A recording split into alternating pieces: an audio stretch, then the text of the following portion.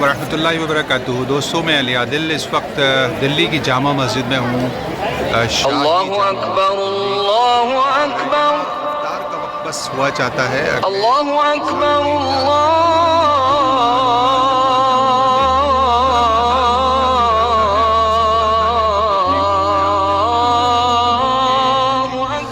ऐ माह रमज़ान, चंद दिनों के बाद तुम रुखसत हो जाओगे ना।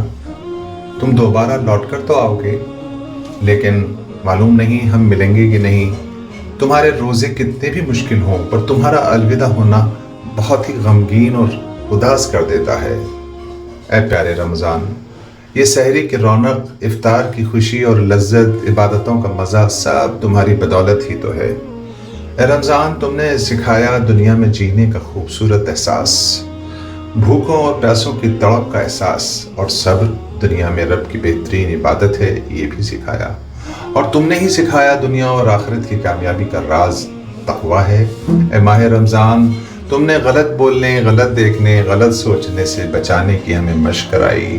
तुम्हें अलविदा कहने को तो दिल नहीं चाहता, मगर कहना पड़ेगा क्योंकि अल्लाह की ये मशीयत है।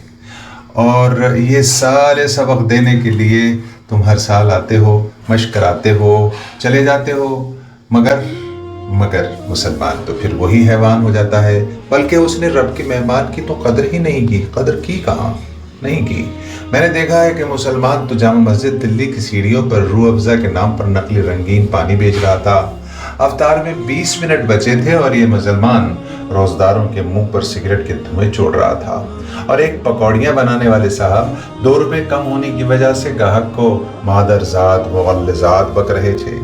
ऐ रमज़ान, तू रब के हुक्म से आया था और उसी के हुक्म से रुखसत हो रहा है, मगर हमको 29वीं शब और लैलतुल जायज़ा को पा लेने की सिफारिश कर दे।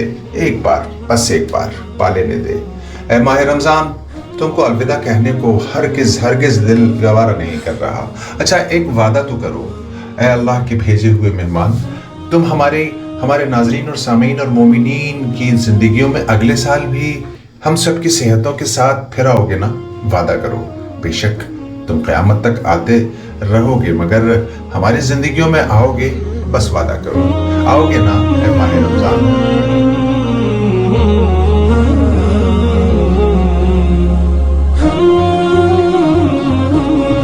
दोस्तों, रमज़ान में होने वाली कोताहियों, गलतियों, लग़ज़िशों और लापरवाहियों की हम अपने रब से तलाफ़ी करते हैं और अपनी पेशानी को रगड़ते हैं रब के हुज़ूर।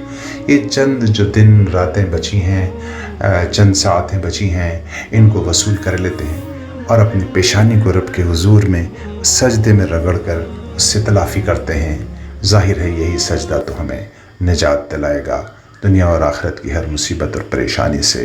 वो एक सजदा जो तुझे गिरा गुज़रता है, 1000 सजदों से दिलाता है निजात।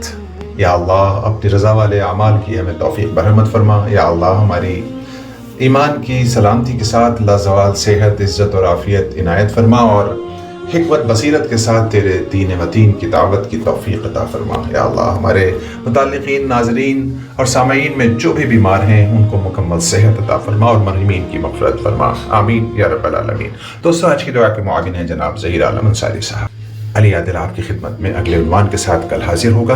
तब तक आप अपने ईमान, अमाल और सेहत का सराउंडिंग का बहुत ख्याल रखिए। वमा तौफ़ीक़ी इल्ला बिल्लाह, अल्लाह निगहबान।